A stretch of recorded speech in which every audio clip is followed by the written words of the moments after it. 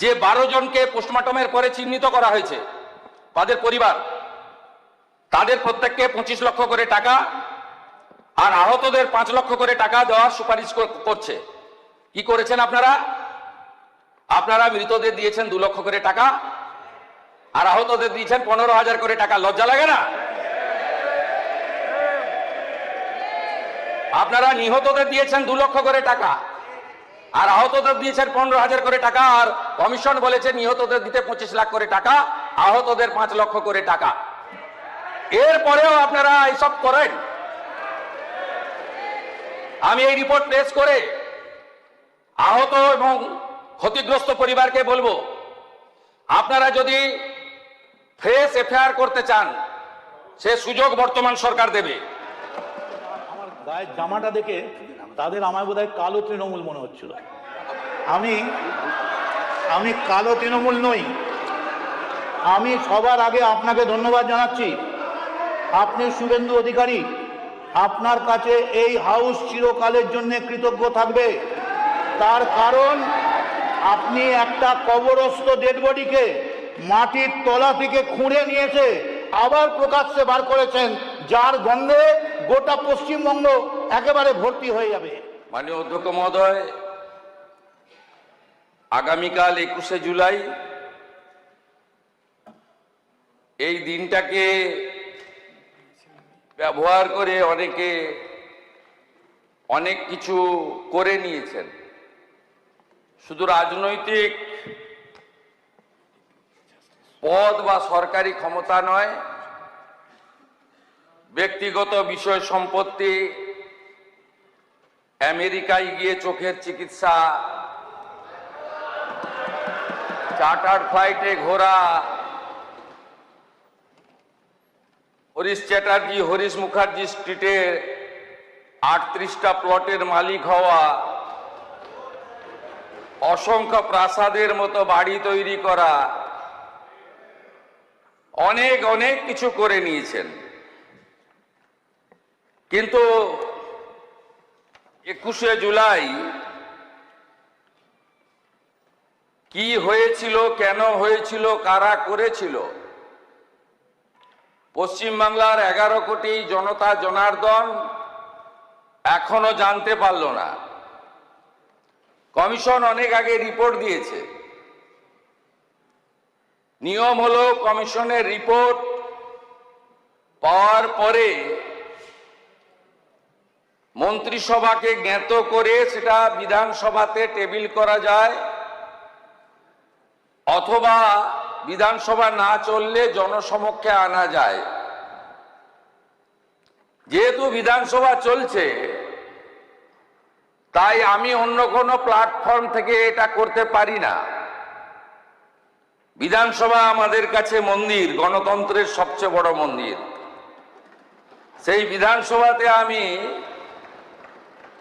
এটা সচিব মহোদয়কে দিয়ে দিলাম আপনার অনুমতি নিয়ে। সেখান থেকে যারা চাইবেন অপারেটিং পার্ট চিঠি করলে ফটোকপি পেয়ে যাবেন, যা নিয়ম রয়েছে।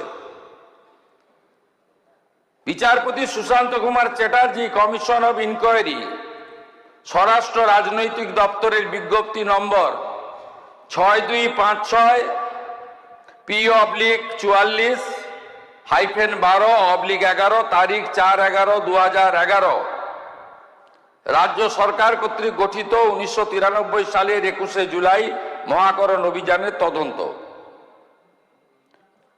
কমিশনের পর্যবেক্ষণ সুপারিশে পরে আসার আগে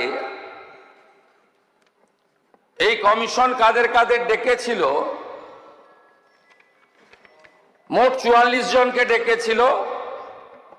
এর মধ্যে উল্লেখযোগ্য কয়েকটি নাম আমি আপনাদের কাছে রাখছি। 1 নম্বর, লেট বুদ্ধদেব ভট্টাচার্য, প্রাক্তন মুখ্যমন্ত্রী প্রয়াত।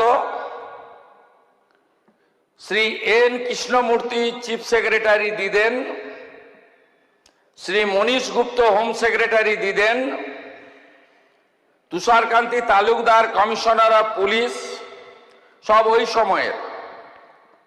Sri Kanwaljit Singh, Joint Commissioner of Police, Rajkamal Johari, Joint Commissioner Police, Sri Dinesh Chandra Bajpayee, Additional CP, Sri Pravir Kumar Das, ex-OC Hastings, Sri D.N. Vishwas, ex-DC Headquarter, Sri Siddhartha Rai, ex-DC CD, Sri D.K. Ghoshal, ex-Sergeant, Sri Kiriti Sengupta, ex-DC SB, Sri Biman Bose, left ফ্রন্টের যিনি chairman ছিলেন, সম্ভবত সেই সময় CPIM এর সম্পাদক ছিলেন, শ্রী সোমেন্দ্রনাথ মিত্র, শ্রী প্রদীপ ভট্টাচার্য, শ্রী মঞ্জু কুমার মজুমদার, শ্রী প্রভাস ঘোষ, শ্রী বিশ্বনাথ চৌধুরী, শ্রী সরল দেব, শ্রী কিরণময় নন্দ, শ্রী তপন সিকদার, ডক্টর ওমর আলী, শোভনদেব চট্টোপাধ্যায়, পঙ্কজ ব্যানার্জি, মদন মিত্র, সৌগত রায়, রুমা মুখার্জি, রীতা মুখার্জি, অনিন্দ জানা, রাজীব বসু, শুভম দত্ত, অমিত ধর ইত্যাদি মোট 44 জন। সবচেয়ে বড় যিনি সাক্ষী হিসেবে নিজেকে দাবি করেন, প্রাক্তন মুখ্যমন্ত্রী মমতা বন্দ্যোপাধ্যায়কে কমিশন ডাকার প্রয়োজন মনে করেনি। হয়তো আলাদা করে বলে দিয়েছিলেন যে আমাকে ডাকবেন না। সবাই উপস্থিত হয়েছেন, কেউ কেউ কোশ্চেন হিয়ারিং এর উত্তরও দিয়েছেন পাঠানো প্রশ্নের। একজন রিফিউজ করেছিলেন যে আমি সাক্ষী দিতে যাব না, তার নাম হলো প্রাক্তন অপোজিশন লিডার 2001 থেকে 2006 প্রয়াত পঙ্কজ ব্যানার্জি। তিনি বলেছিলেন, তার স্টেটমেন্টে ইংরেজিতে রেকর্ড করা আছে, তাই আমি ইংরেজিতেই পড়ছি। When summoned by the commission as the first victim of the 1993 agitation, where is sustained head injury, that means late Pankaj Banerjee, expressed his inability to depose and gave a statement to the media that I believe that the person solely responsible for the firing was none other than the Home Secretary Monish Gupta. But the culprit has been given a berth in the Mamata Banerjee cabinet. It is quite apparent why the commission could not take his name or hold Monish Gupta responsible. The commission did it under the direction of the powers that be. এই স্টেটমেন্টটা উনি দিয়েছিলেন Times of India 1/1/2015, কমিশনকেও জানিয়েছেন internally আর পাবলিকলিও বলেছেন। আর বাকিরা গেছেন। এই কমিশনের যে ইনকোয়ারি রিপোর্ট, সেই ইনকোয়ারি রিপোর্টে কমিশন যে মূল অবজারভেশনগুলো দিয়েছে, যা এটাতে আছে, পি নীরজ নয়ন, প্রিন্সিপাল সেক্রেটারি, এটাতে আমি বাংলা করে আপনাদেরকে বলছি। এক, আইন অনুযায়ী প্রয়োজনীয় যথাযথ নির্বাহী তদন্ত এক্সিকিউটিভ ইনকোয়ারি হয়েছিল বলে কমিশন মনে করে না। সম্পূর্ণ নির্বাহী তদন্ত প্রক্রিয়াটি ন্যায্য, যথাযথ, সরল বিশ্বাসে সম্পন্ন হয়েছে বলে প্রতীয়মান হয় না। নির্বাহী তদন্তের রিপোর্ট এবং সংশ্লিষ্ট অন্যান্য রিপোর্টের অনুপস্থিতি বিচার বিভাগীয় পর্যালোচনার আওতার বাইরে চলে গেছে, ফলে পুলিশি গুলিচালনার যথার্থতা প্রমাণিত হয় না। তৎকালীন পুলিশ কমিশনার তুষারকান্তি তালুকদারের রিপোর্ট আধিকারিকদের বিবৃতির সঙ্গে যথেষ্ট অসামঞ্জস্যপূর্ণ। তৎকালীন পুলিশ কমিশনার প্রকাশ্যে অস্বীকার করেছেন, বিতর্কিত করেছেন এবং কার নির্দেশে পুলিশ গুলি চালানো হয়েছিল সেই প্রকৃত তথ্য প্রকাশ করতে অস্বীকার করেছেন। মহাকরণ থেকে সমস্ত প্রাসঙ্গিক নথিপত্র কেন পাওয়া যাচ্ছে না তা গ্রহণযোগ্য বলে মনে করা হয়নি। তখনকার মুখ্যমন্ত্রী কে ছিলেন? যিনি কালকে কালীঘাট তৃণমূলের কর্মসূচিতে হয়তো যাবেন। তিনি তথ্য সরবরাহ করেননি, তিনি একটাও নথি দেননি, কারণ ওনার পাওয়ার মিনিস্টার ফেঁসে যাওয়ার প্রভূত সম্ভাবনা ছিল।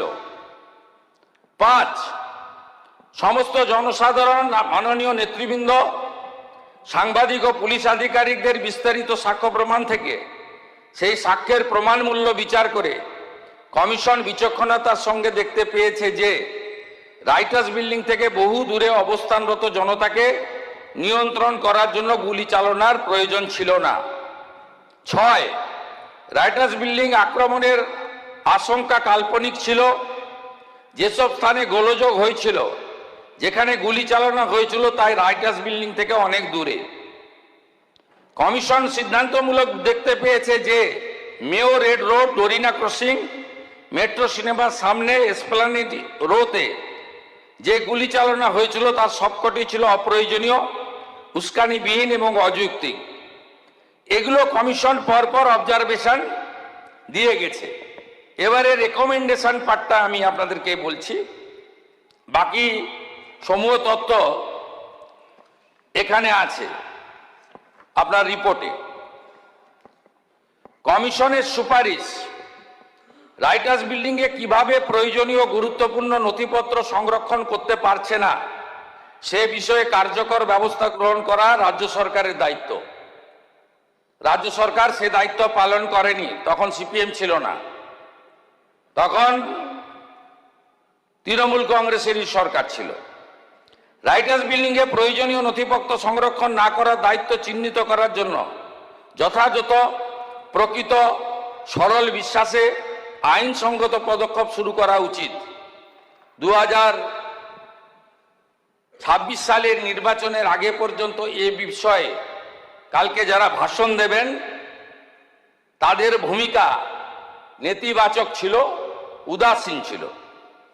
ভবিষ্যতে অনুরূপ দুর্ঘটনা এড়াতে রাইটার্স বিল্ডিংয়ে অবস্থিত রাজ্য সরকারের সদর দপ্তরে ও লালবাজারে পুলিশ দপ্তরে নথিপত্র হারিয়ে যাওয়ার কারণ সম্পর্কে যথাযথ তদন্ত করা উচিত। এক্ষেত্রেও আপনারা আপনাদের দায়িত্ব পালন করেননি। যে সমস্ত ভুক্তভোগী মারা গেছেন, যে সমস্ত ভুক্তভোগী আহত হয়েছেন, তারা ক্ষতিপূরণ পাওয়ার যোগ্য, কারণ তারা একটি আন্দোলনে অংশগ্রহণ করার জন্য কষ্ট ভোগ করেছেন। মৃত ভুক্তভোগীদের শহীদ হিসেবে গণ্য করা উচিত এবং এদেরকে শহীদ হিসেবে গণ্য করার রেকমেন্ডেশন করেছেন। কমিশন যে 12 জনকে পোস্টমর্টমের পরে চিহ্নিত করা হয়েছে, তাদের পরিবার, তাদের প্রত্যেককে 25 লক্ষ করে টাকা আর আহতদের 5 লক্ষ করে টাকা দেওয়ার সুপারিশ করছে। কি করেছেন আপনারা? আপনারা মৃতদের দিয়েছেন 2 লক্ষ করে টাকা আর আহতদের দিয়েছেন 15,000 করে টাকা। লজ্জা লাগে না?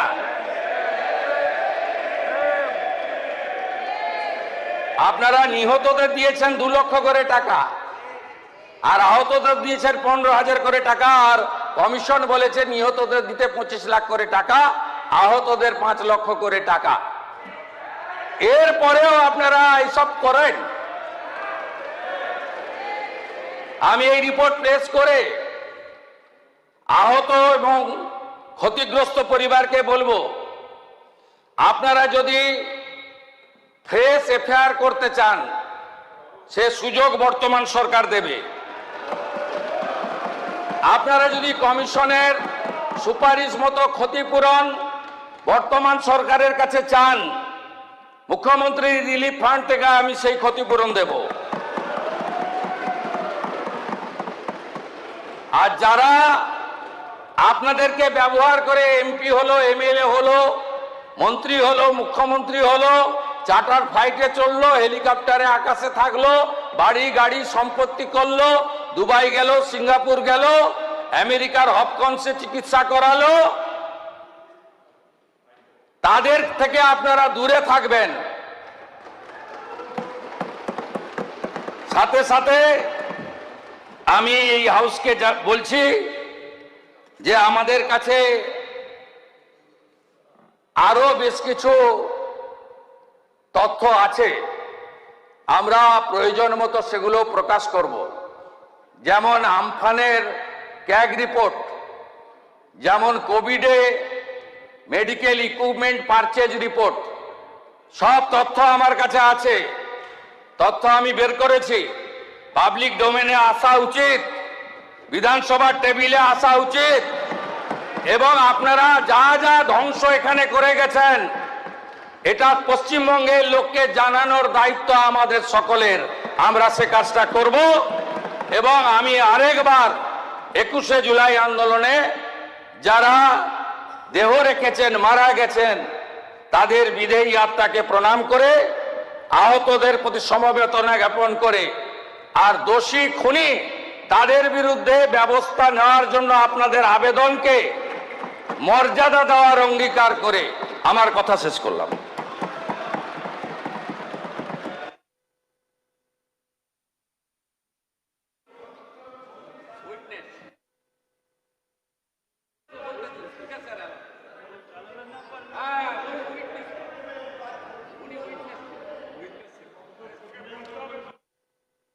আপনি বলুন, আপনার নাম তো উইটনেসে আছে।